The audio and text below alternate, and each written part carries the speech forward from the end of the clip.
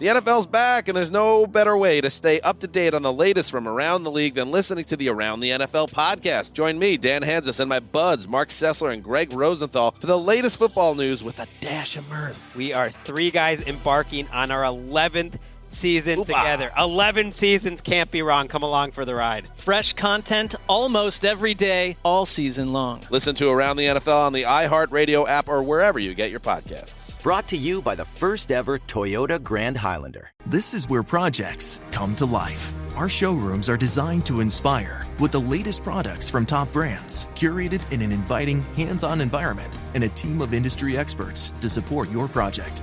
We'll be there to make sure everything goes as planned, from product selection to delivery coordination. At Ferguson Bath, Kitchen, and Lighting Gallery, your project is our priority. Find great brands like Kohler at your local showroom or visit us online at ferguson.com/build. It's time to get inside the Giants Huddle. Let's go! On Giants.com. I like it. And the Giants mobile app. Boom, give me some juice. Part of the Giants Podcast Network. Let's roll. Welcome to another edition of the Giants Huddle podcast, brought to you by Citizens, the official bank of the New York Football Giants. I am John Schmelk. We're joined now by an extended member of the Giants family. He was the head honcho over at SiriusXM Sports, ran the entire sports department. But for our conversation, former Giants radio producer, Steve Cohen, from beautiful Florida, where you got a ceiling fan on. I got a blizzard outside my window. I am envying you right now, my friend. Well, yeah, it's pretty, though. I'm enjoying it far more from Florida than I am from your office. But yeah, I guess that's the big first snowstorm of the year for you guys. So hopefully the kids and folks will enjoy it. Hopefully people didn't have to commute today. Got a little break. And so just be careful, obviously. But yeah, it's nice to look at from here. Hey, absolutely. My daughter built a snowman this morning. My wife is giving me an hour to do this with you now. We'll have a little bit of fun, and then we'll go sledding once everything is said and done. So it'll be a very busy day for me. I'll be like I had 2 full workouts by the time this day is over, which is great. The kids love it. And she's been, like you said, we've had snow for 2 years. She's been dying to go out there and do this. So that's great. Enjoy it. It's fun. I will. But let's talk some football first here, Steve. You said you were out there in Vegas. You've been out to Radio Road, the Super Bowl for years and years and years. How was this year similar? How was this year different being in Vegas for the first time? Well, John, over the years, it's really developed from Radio Row to Media Row. I mean, you've got TV networks going live from Radio Row. You got streaming networks going live from Radio Row. People are doing podcasts. People are hosting radio shows. I thought they did a great job in Vegas, right? And like those of us who sit there and we're like, my God, I can't believe that the Super Bowl is in Vegas, of all places, right? Things change fast, man. Yeah. I mean, the NFL as a whole, they didn't embrace fantasy football at first. I was like the first fantasy football writer for NFL.com. And then eventually they started to embrace that. And then I remember, 5 years ago, going out to the NFL for league meetings, and they were talking about gambling and how they were going to approach gambling moving forward. And then next thing you know, the Raiders are moving to Vegas, which, I'm a lifelong Raider fan. I thought it was the greatest thing ever because it was the first time the Raiders ever owned their stadium. Yeah. Right. Mark Davis made more money last year than the Raiders as a whole had made in their entire history. Think about that. Oakland, LA, rentals, facilities, not great. Now they have a state-of-the-art facility. They have a beautiful, beautiful stadium. And a wonderful place to host a Super Bowl, And it was funny because I'm not a gambler. And so I took the red eye back late in the week, and they have slot machines at the hotel at the airport. And I'm like, wow. I mean, I didn't even spend any money on gambling, nothing. I'm not a gambler, but I do like to play the Wheel of Fortune slot machine every once in a while. So I lost $20 at the airport, and I'm like, all right, let me just go. Get out of here already. What are you doing? So, and you check the box on your Vegas gambling experience, right? Well, yeah. I mean, it just listen. The beauty of Vegas is just there's something for everyone, but the shows are amazing, right? Yeah. If you look at music acts and all those great things, it's amazing. And this week the big show was U2 at the Sphere, and Yeah, it's funny. I'm watching that, and I'm looking at all these advertisements on the Sphere for the NFL. I'm saying to myself, huh, who owns the Sphere? Oh, James Dolan. Oh, yeah, that's the guy that kept the stadium out of the west side of New York. That's the same guy, right? So now, he's making some money off the NFL, even though he cost them a stadium on the west side, him and the dirty politician Sheldon Silver, right? So there you go. It's funny how it goes, man. All right, yeah, I was gonna keep the radio and media stuff for the end, but why don't we do that first? Because we're already kind of on it. Now, Steve, for people that are in New York, they'll remember back in the earlier mid 90s, you were heard on FAN every Sunday morning, and your big thing was football injuries, and you created one of the first football injury websites.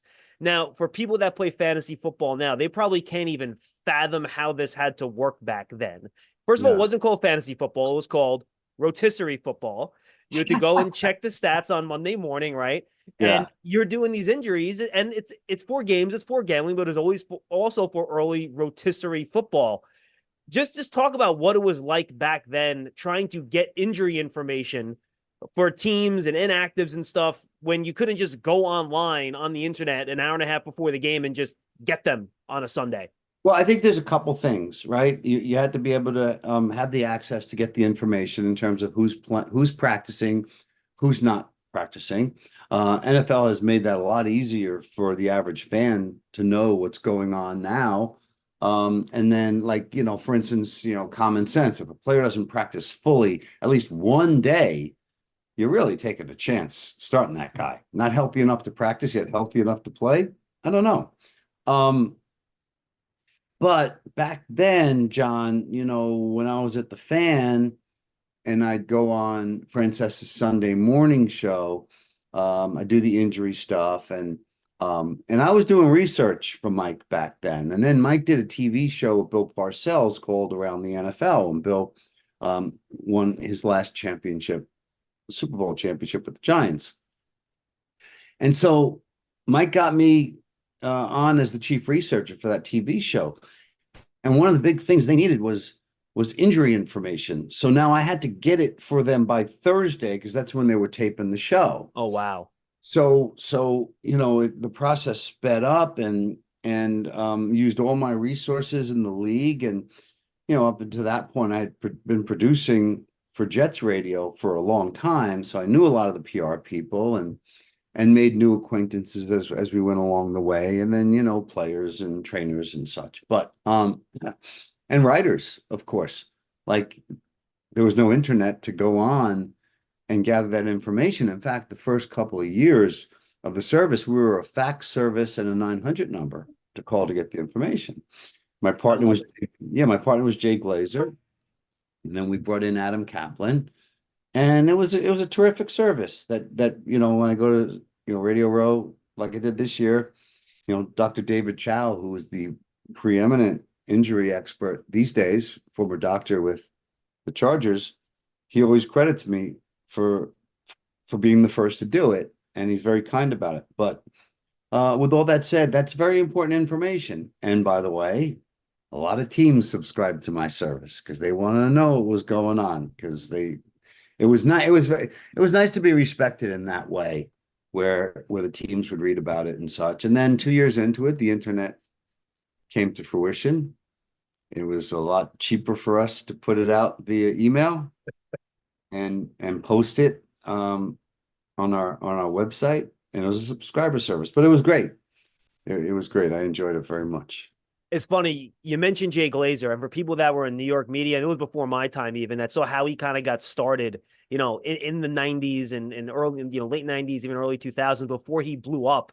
It's just a kind of a credit to him for, he's like getting rides home from people from the facility, from the Giants, covering the team. It's the amount of work he's put in to get to where he is, where now if Jay says it, everyone kind of knows it's legit.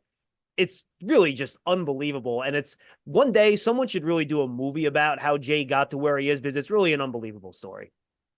Well, it really is. He interned with us at the Fan, was an overnight intern, Jody McDonald's show. And and look, he was always good at what he did, and he was always a hard worker. And you're right. He got rides here, rides there. New York Post gave him a column. He did great things with that. But with Jay, it was all about relationships. I remember the first year he wanted me to go out to the combine with him. And that's where I really saw the relationships. I knew the relationships we had with the Giants and Strahan and the organization. But until you go out to Indianapolis with him and he takes you to a Hooters, okay? And you walk in the Hooters, and every top assistant coach in the NFL, they're in the Hooters, eating wings, drinking beers, and just socializing with each other and talking a lot of ball, right? Talking a lot of ball. And then you make relationships, and so many people in there, from the Sean Paytons to the Ryan brothers, just so many great assistant coaches, who would go on to become head coaches. Yeah. Were in that Hooters, and that really impressed me. And to have those relationships with the decision makers in the NFL really helps you, especially when you do what Jay continues to do.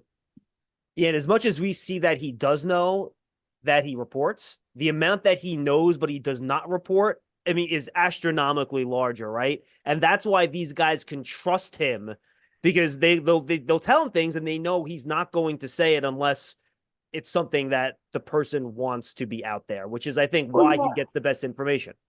Yeah, and I tell you, it's like there's so many stories like that. Those of us who've been covering the league for a long time, in the media a long time, it's like, oh, why don't you write a book? Because I won't tell those stories. Yeah, you don't want to burn people, of course. No, I won't. I won't do them, but they're hilarious. They're fun.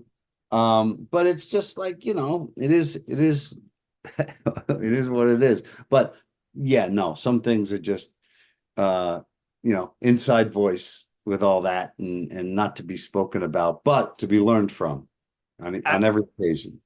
Yeah, absolutely. Well, speaking of stories, you mentioned you were the Jets producer for a long time. Then when the Giants went to WFAN, you became the Giants producer, and you got to work with a very young and peppy Bob Papa and Carl Banks and Dick Lynch back then as well, of course. Yeah, Dave Jennings was involved then too. What was it like kind of getting the games over at FAN and working with those guys as they really developed a style together before they kind of became the duo that they are today with Bob and Carl? Well, Bob and Carl are terrific.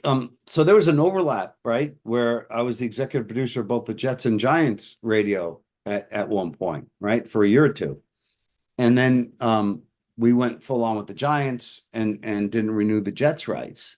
But I mean, I worked with some great people. I got to work with Ian Eagle and be his first professional football radio producer. I didn't know that. That's interesting. Yeah. So, and by the way, 2 weeks ago, AFC Championship game, synced up the SiriusXM app with Westwood One's broadcast featuring Ian Eagle, the McCourty brothers, and Ross Tucker, and synced it up to the TV so I didn't have to listen to Tony Romo, which is great for me. Okay. I didn't have 15 more minutes for Tony to make a mistake that I'd have to explain to my wife why he was wrong. That Franco Harris wasn't part of the Holy Roller play. In fact, it was two other Hall of Famers who were. Anyway, I digress. But it was great hearing Ian. The McCourty brothers were terrific, and I enjoyed it. So, with all that said, it's funny. I gave some advice to someone recently to pass along to Tom Brady.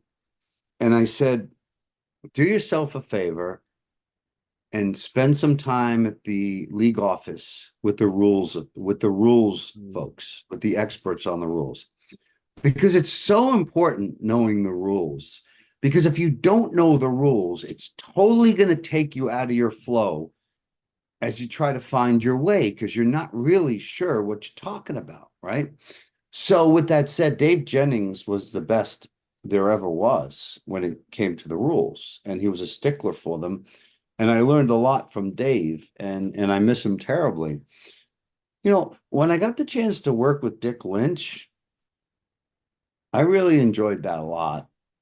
He was a special man. Yeah. He was a sweet man, special man, funny guy. And Yeah, I really enjoyed my time with the Giants. I enjoyed my time with the Jets as well. Um, those were the years Leon Hess owned the team, right? And I liked the people in the building. I got to see before my very eyes how Bill Parcells changed the culture. And I learned from that. In my management career, it helped me later on seeing Bill change the culture of the Jets, going from the 1-15 coat tight years to Bill making them a playoff team. Um, the Giants, you know, they were a family from day one when I came in to work with the Giants. And I really enjoyed my time there. It was a great time. Went through a lot together. Jim Fossil was the head coach. Got to a Super Bowl against the Ravens. Helped lose it because of a terrible call that they had on Keith Hamilton in the game. Yeah. But I really enjoyed it, and it was very classy, and something I'll never forget. And I became friendly with Chris Mara, and through that I did New Jersey Gladiator Arena League football, which was a lot of fun. And Chris ran that team. I was a radio analyst, along with the great Spiro Ditas. And Bob Papa was the play-by-play guy for TV. Yep. With Jason Garrett, right? And Jesse Palmer. Yeah. Jason and Jesse would rotate in. So, give Chris credit. A lot of talent in the broadcast booth for the New Jersey Gladiators back in the day. But it was great, and just first class operation. And that's why, of course, the Giants won the 2 Super Bowls after I had left. But I enjoyed seeing it. I was in the stands for both of those games, and I was very, very happy for the Mara family.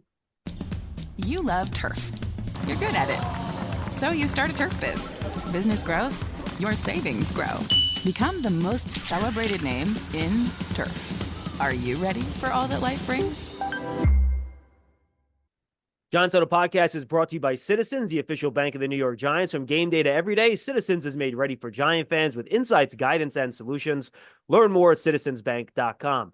And I got my start as part of the Giants family running the board. For the last year, you produced games for the Giants on the road. I have been yelled at by Steve Cohen over the phone for not working the network switcher properly as a young 22-year-old out of college. That definitely happened more than once over the course of that, I think, 2004 season, Steve. Was that the last year, right? Or was it 2003? No, it was before Eli came in. It was the season before Eli, because I hosted that draft, my first hosting the draft for Sirius when Eli was drafted. Okay, so that was 03. And I hosted that draft with Phil Simms, which was amazing. But yeah, it was the 03 season. And yeah, it was pretty special. And I don't think I yelled. I think I was just very emphatic and passionate in my delivery of my words, Steve, trust me, I've yelled at people far more than you probably have over that talk back. So don't worry about it. Well, we had some great moments over the years in terms of, producing live radio. That's the thing about producing live radio. I remember one year we're doing the Jets post game, and Dave Jennings was always very nervous. He wanted me to throw to him. Parcells is coming. Parcells is coming. Parcells is coming. Okay, Yeah. Coming down, Dave. Come down. And then all of a sudden we throw to Dave. Here's Coach Parcells. As soon as he said, "Here's Coach Parcells," one of the engineers in the back at WFAN flipped the wrong switch. And the next thing you heard was from Clint Eastwood talking about sexuality in Hollywood. And I'm like, what? We're looking at each other. Of course, I think Carl was the engineer, Infantino. Yeah. Like, oh, what the hell is going on? That doesn't sound like Bill Parcells. And then they got it straightened out. I mean, could you imagine that? You're in the building. You've been working in the building now for over 5 hours, right? Between the pregame, the game, forget the prep. And all of a sudden, Clint Eastwood replaces Bill Parcells as the post-game press conference. But yeah, we had a great crew. Bob was great to work with, and there was some challenging times, Daniel Snyder had the great idea of putting us in a broadcast booth, not only with windows that didn't open up, but with the writers sitting right in front of us. So if Gary Myers decided to get up to get a cup of coffee, Bob couldn't see the field. Oh, that's right. Because before they put us in the almost equally bad booth down the hall, which was still in the end zone, you guys were actually in the press box, right, in Washington? Oh, yeah. Yeah, it was like the isolation booth for the $64,000 question. Thanks, Dan Snyder. You've really done a lot for the game. Glad you're out of it.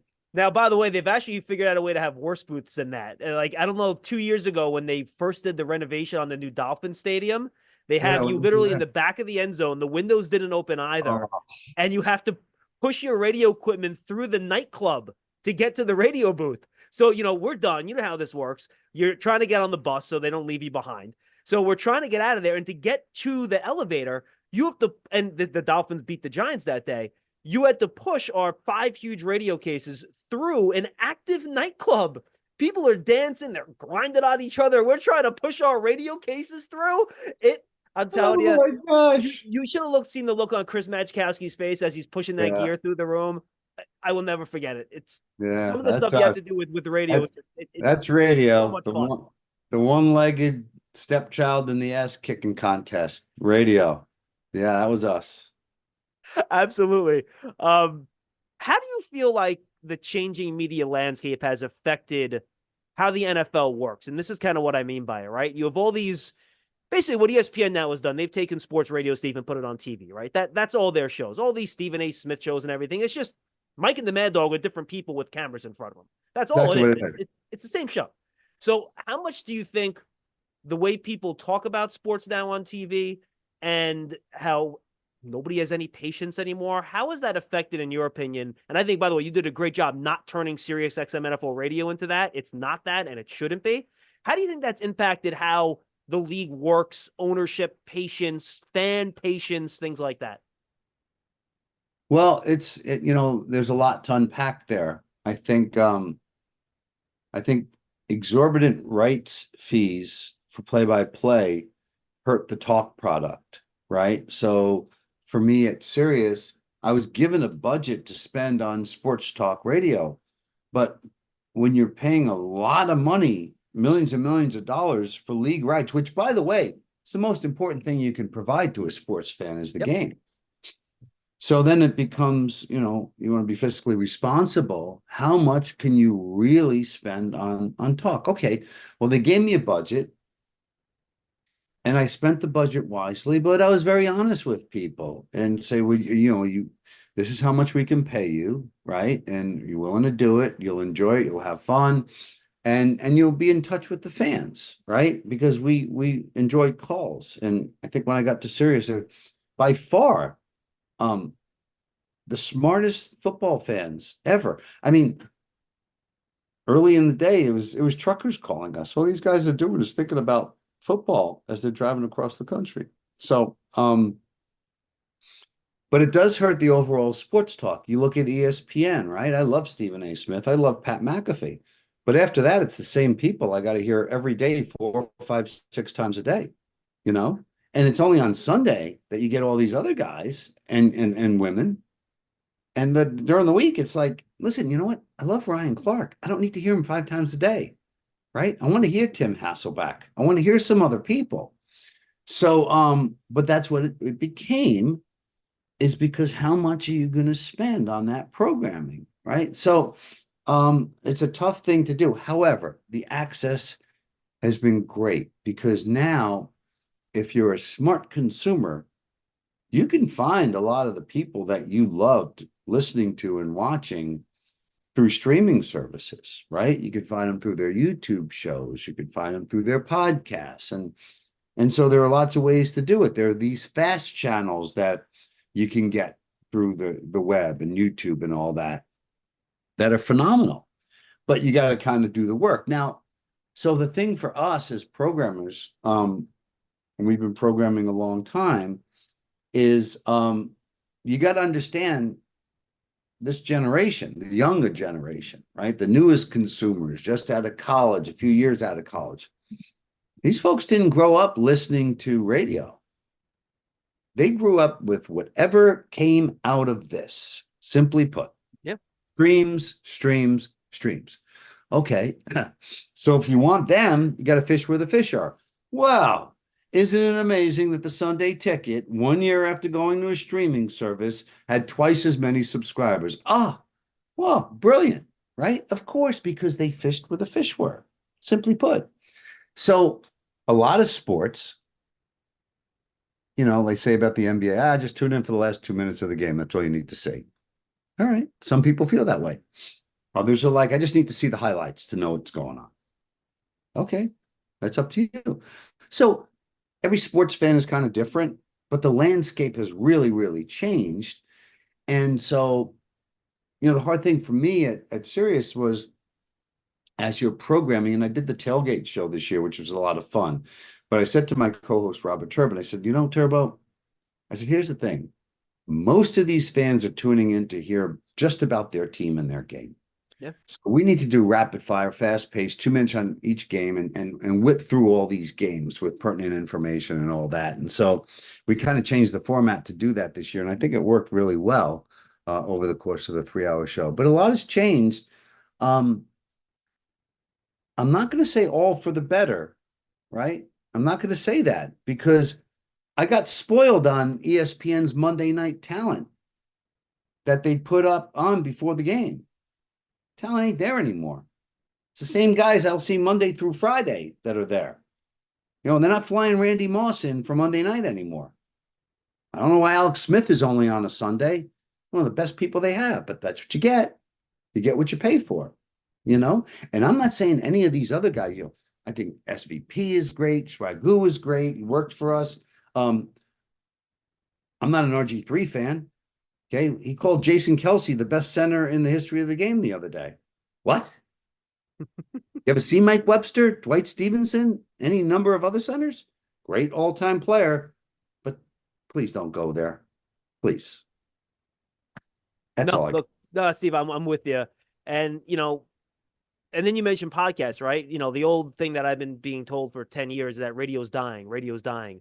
And yeah, maybe terrestrial radio isn't what it used to be, but all podcasts is recorded radio that people can pick and choose what they want, right? And I think it's turned into a great avenue for, people to be able to still do radio, except even if it's not on the actual radio. And it also gives a lot of these kids that are coming up in the industry, when we were coming up, there was no YouTube or podcast where you could record stuff and put it on the internet and get reps.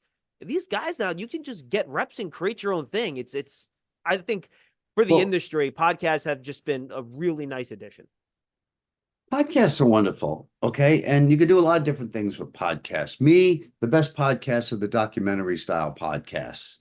We won Best Sports Podcast of the Year 2 years in a row. One of those podcast series was 9/11 in sports 20 years later, which is very thoughtful, very well done. But documentaries are a heavy lift, and we were really proud of the work we did there. But other folks who were doing calling them podcasts, right? Going on, doing 45 minutes on sports, right? And see, as you know, sports talk is here today, outdated tomorrow. So you want to call that a podcast? You want to call that a one-day cast that's outdated a day later? I don't know. But I'll tell you what, it made it difficult for me to hire people because some of these podcast folks were just throwing stupid money at people. So now if I'm paying somebody any number of hundreds of dollars to come do a radio show of 3 hours and they can make more than that with a 1 hour podcast, well, how do you convince them otherwise? Other than saying more times than not, nobody's going to hear you unless it's marketed and promoted properly. Correct. Through social media and all these, various avenues. So it made it more difficult for me to hire people, but the thing that we had over the podcast and continue to have is when people come to us, we'll make you a better broadcaster. We'll work with you, we'll give you feedback. Nobody's giving you feedback for the most part in the podcast world. It's basically mic on. How do I sound? Great. Go. It's your feedback. No, absolutely. I'm with you. Giant fans love a winner. It's why they love Citizens, named the 2022 best bank in the U.S. by The Banker as the official bank of the Giants and sponsor of the Huddle. Citizens is made ready for fans of Big Blue. Learn more at citizensbank.com. All right, Steve, let's talk some football. Chiefs win again. Patrick Mahomes again. Probably the best first 6 years of a career for a quarterback. Could be possibly in the history of the league. That doesn't mean he's the best quarterback in the history of the league, just that the start has been maybe the best. What are some of the lessons you took away, not just from the Chiefs winning the Super Bowl, but from this NFL season as teams like the Giants try to build the right way to become contenders on a consistent basis? Well, look, as Kevin O'Connell and Brian Daboll found out that, people go to work on you in the off season, right? You can come in, have success, first year head coach, but now they're going to go to work on you to see what you did well, what you didn't do so well, and use that to game plan, right? They're both terrific coaches, by the way, terrific coaches. However, when it comes to the Giants, when it comes to the Vikings, it's all about the quarterback play. If you don't have a quarterback, you're not going very far, right? So, hey, John, 60 different quarterbacks started in the NFL this year. So everybody's going to sit there and say, oh, well, the Giants are going with Dave Brown. Well, that's not enough. You may love Dave Brown. You may think he's Dave Brown. Hello. Yeah. See, all my talk about the 90s got in your head. I'm just going to Duke right now. But Daniel Jones, Tommy Cutlets, the whole nine yards. That's kind of like a thing in my head. Like right away, I got to revert back to a Duke quarterback. I love it. Anyway, so I love Dan. I was high on Daniel Jones coming into this past year, right? I don't know what happened. He reverted back to the other guy that maybe didn't want to start, right? But then you look around, you're like, geez, the offensive line is terrible, right? How is he supposed to do anything with that offensive line? He's getting the crap beat out of him, both when he ran the ball, passed the ball. So then you look at the Chiefs. Most of the season, they had the same 5 guys starting on that offensive line. That's important, right? Look at the Niners. Stability on the offensive line, right? Go to the defensive line for both teams. It's stability. So I don't think I don't think a lot changes in terms of how important the battle of the trenches are, right? If you don't win, the line of scrimmage, you're not going to do very well. And it's key, right? So then you try to replenish it and add to it, and the smart teams do that as they, get deeper into the season. Niners bringing in the Chase Youngs of the world and all that. So it's very important. I think when you look at the Chiefs, you look at the last several years, how they built their defense through draft picks. That's something to go to work on because they hit on a lot of guys, right? They hit on a lot of guys, and these guys could all play. And so I think that's really important, and that never goes away. And salary cap will always be an issue. But that, those are the things that I learned this year in just kind of looking at how teams are built. What's important to some teams that aren't, that's not as important to other teams. And the different philosophies. Right. So like we could sit there as fans and you can scratch your head. Why aren't they doing this? Why aren't they doing that? Some teams just have different philosophies in terms of what they want to do. How do they want to get there? All right. So now we'll take a look at the Chiefs, right? Giants are talking about what they want in the draft this year. They want a quarterback. Do they want a wide receiver? They want an offensive tackle, right? Definitely need all 3, right?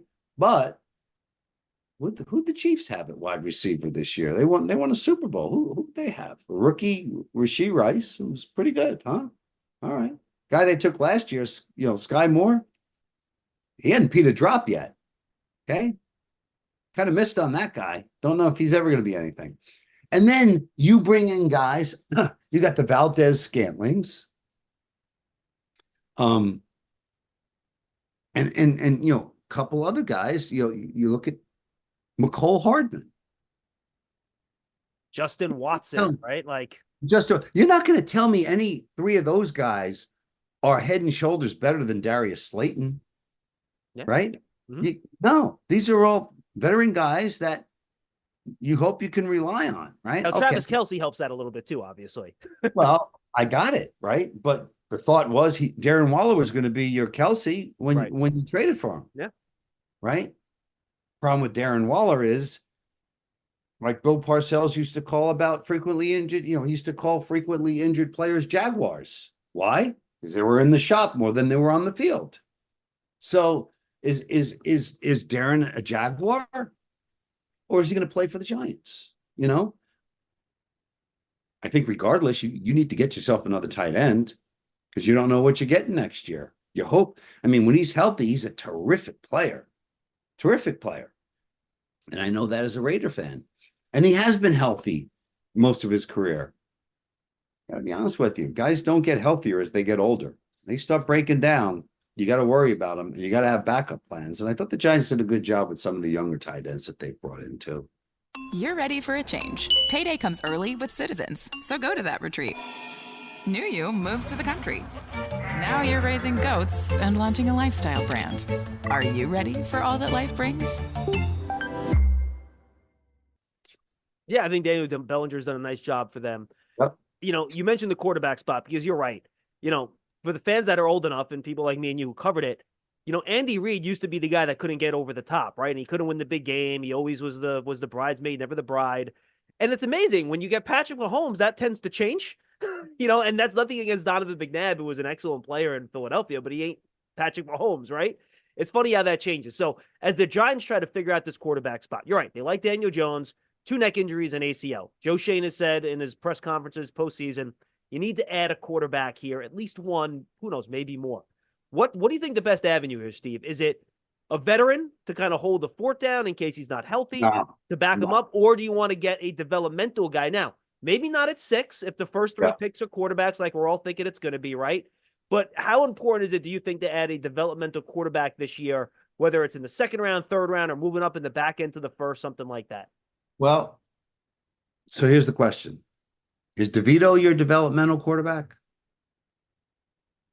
Did he show enough this year? I'm not sure about that, to be honest. Well, he's not a finished product. Right. He's a young kid, right? So, give him a clipboard, let him watch what's going on, let him work out, let him, see competition in practice. Let's see where he goes, because none of these guys come into the league a finished product, right? And people that I know who saw Tommy in college said, he's a much better player than the Tommy we saw at the 2 schools he played in college. Oh, right? for sure. Yeah, absolutely. So give him time to develop, right? He's kind of Tony Romo-esque from that standpoint, right? Undrafted, the whole 9 yards.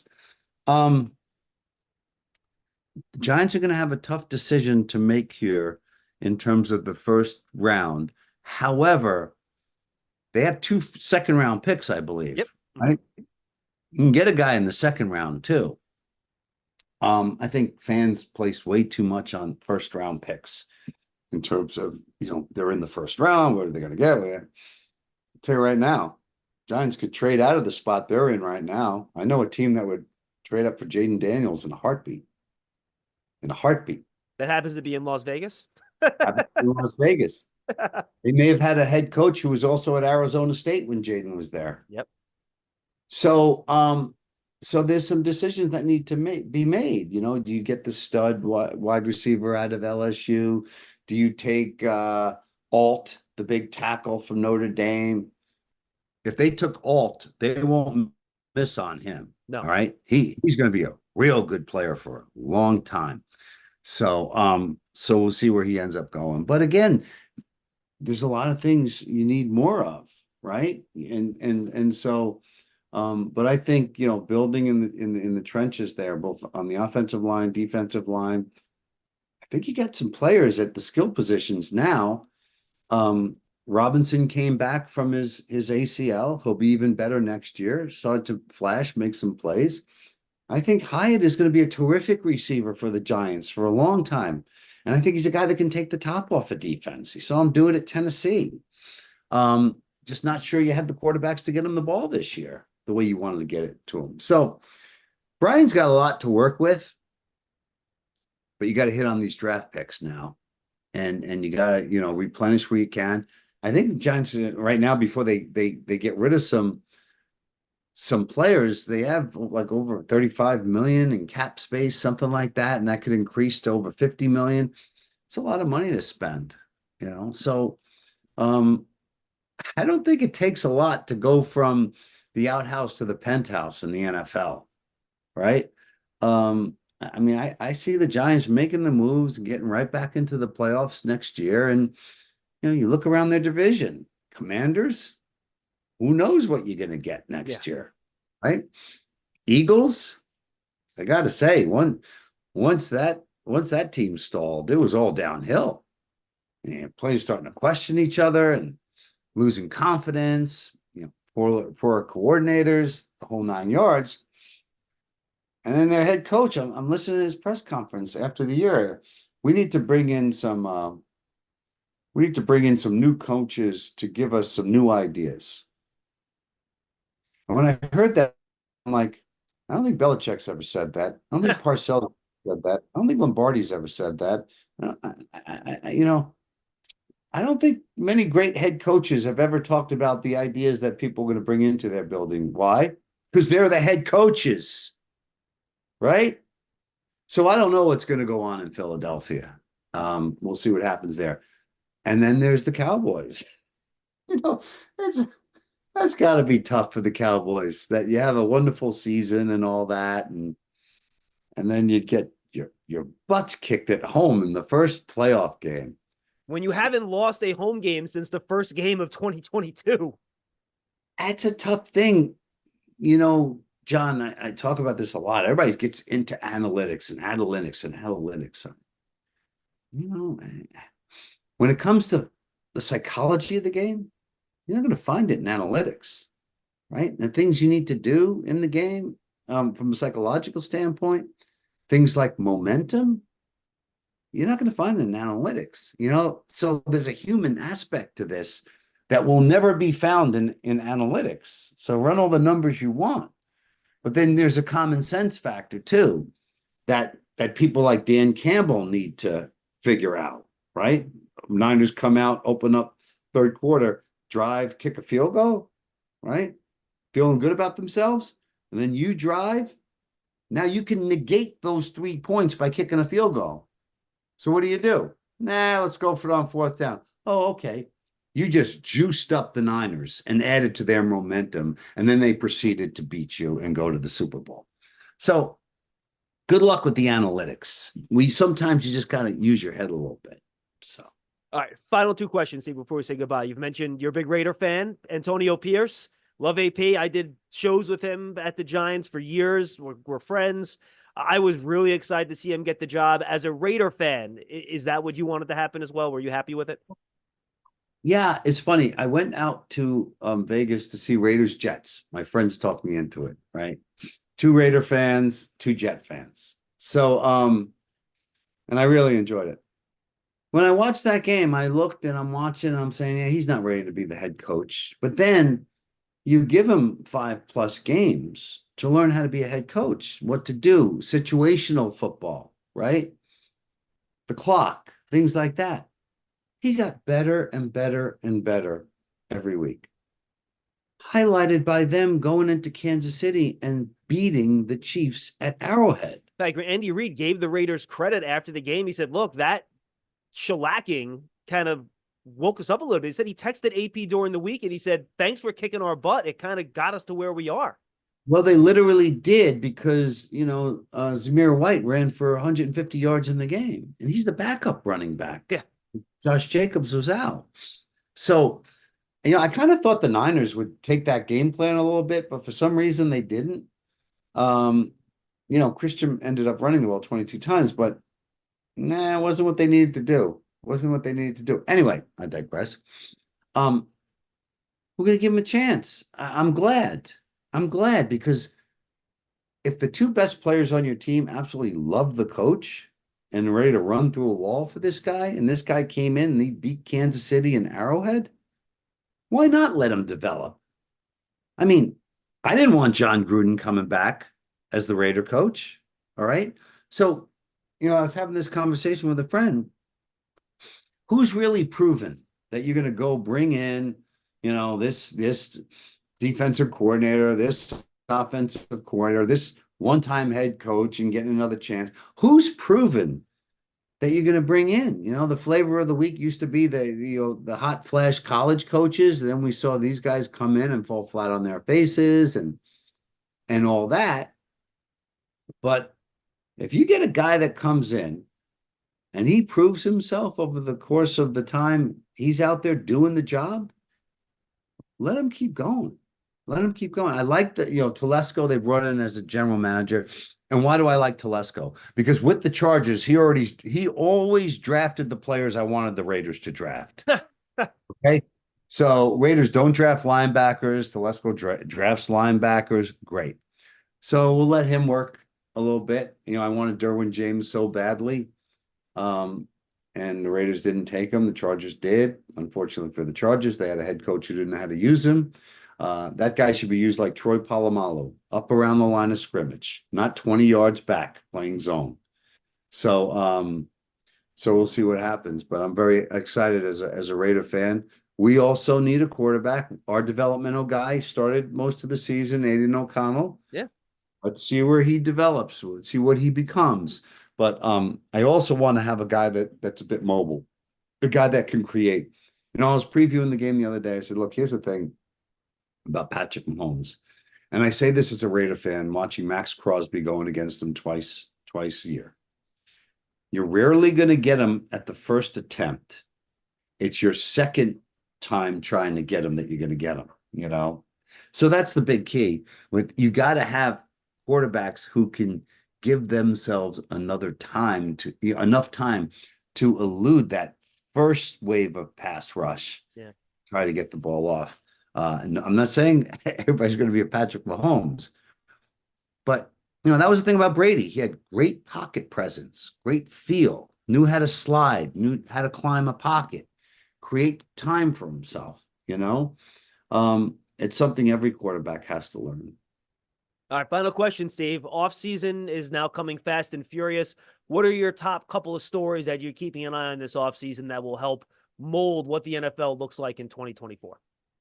Well, it's going to be interesting with all the new hires around the league. Now you got Jim Harbaugh going to San Diego, and Giants lost their tight ends coach to Jim. He went out there, and I really think they're going to take Brock Bowers in the first round, who I think will be an all-world tight end for them. And make my life as a Raider fan miserable. Like tight ends that preceded him, Gates and all that. But so that bears watching. That's the thing about Antonio Pierce now. He's going to face basically 3 Hall of Fame type coaches in Peyton Reed and Harbaugh, Not to mention Mahomes and Herbert. It isn't exactly the best division to be in long term. No, and believe me, I think the Broncos are going to find themselves a nice quarterback in the draft. They'll be just so. But those are the things I'm looking forward to. It's going to be weird seeing New England without Belichick. It's going to be weird without seeing Pete Carroll on the sideline for the Seattle Seahawks. That's a team that can be really good if they add some pieces. They can be really good. I want to see the Packers next year. They got me excited. They have a quarterback in Jordan Love, right? Again, fans, look at that. The patience. You wait for a guy to grow. Give him a chance, okay? Old guys like me, all of the quarterbacks we loved didn't play as rookies. We watched them grow, And so I think that's going to be fun. But John, there are a lot of teams that are not very far off. What's Mike McDaniel going to learn as the Dolphins head coach? Brilliant guy, right? But there's some things he's got to learn to take his team to the next level. And there's a shame what happened to them because they just couldn't stay healthy on defense and made a lot of great moves. So that's a question that'll be probably take me an hour to answer as I go around the league. But I'm interested to see where's Justin Fields going to be next year. Who's going to spend a second round pick to trade for Justin Fields? Right? Don't think it'll be the Raiders. And then, there are some guys we may have forgotten about. Cowboys need to make some decisions on their two backup quarterbacks. Who are they going to pay? Who are they going to keep? I think Cooper Rush can play. And the kid from North Dakota State. Jay Lance, yeah. Well, listen, nobody's really panned out from that draft in terms of being a quarterback, including Trevor Lawrence. All right. Trevor Lawrence is still waiting for that step. We thought it was going to come after the big comeback win in the playoffs, right? But then it never did this year. No, he was not good. He was average at best. Yeah. So we'll see. But there's a lot to look forward to, and looking forward to the draft and the combine. So it's exciting, John. Yeah, we leave it for Indy in a couple of weeks. I always love going out there every year. Tell the folks, Steve, anything you want to let them know about that you're doing or you're up to, anything you want to promote, the floor is yours. Take it away. Yeah, there's not much. I mean, I'm, basically started my own company, and I'm talking to a couple of different companies now about going in and working for them. And so, yeah, it's not like the olden days where I'd promote my injury service or promote SiriusXM. I'm leaving SiriusXM at the end of this month. It's been a wonderful 20 years. We've created some great things.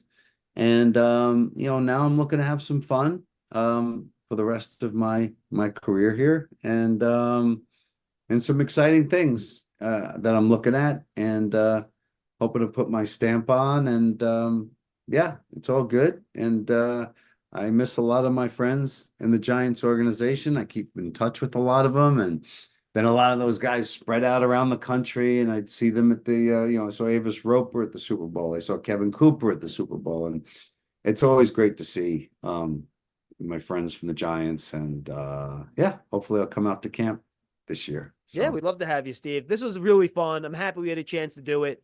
Good luck with it, with whatever comes next for you, and let's talk soon. Thanks, John. It's good to see you. Congratulations on all your success, and keep up the great work. Well, thank you, Steve. I really appreciate that. That's the Giants Huddle podcast presented by Citizens, the official bank of the Giants. For Steve Cohen, I'm John Schmelk. We'll see you next time, everybody. This is where projects come to life. Our showrooms are designed to inspire with the latest products from top brands, curated in an inviting, hands-on environment, and a team of industry experts to support your project. We'll be there to make sure everything goes as planned, from product selection to delivery coordination. At Ferguson Bath, Kitchen and Lighting Gallery, your project is our priority. Find great brands like Monogram at your local showroom or visit us online at ferguson.com/build. You deserve to treat yourself, so turn your tax refund into a U fund and give yourself a Straight Talk Wireless Extended Silver Unlimited plan and get a new Samsung Galaxy A14 on them. You can get a great everyday value on wireless with Straight Talk's Unlimited plan starting at $25 a line per month for 4 lines. You'll save so much you'll be enjoying that refund all year long. It's the refund that keeps on refunding. Find Straight Talk at straighttalk.com or at your local Walmart store. Taxes and fees not included. Offer valid through 4/14/24 while supplies last. Online only. Must purchase a Straight Talk Extended Silver Unlimited plan to qualify. Limit of 5 phones per customer. Family plan discount with 4 lines, all on the Silver Unlimited plan. Not combinable with auto pay discount.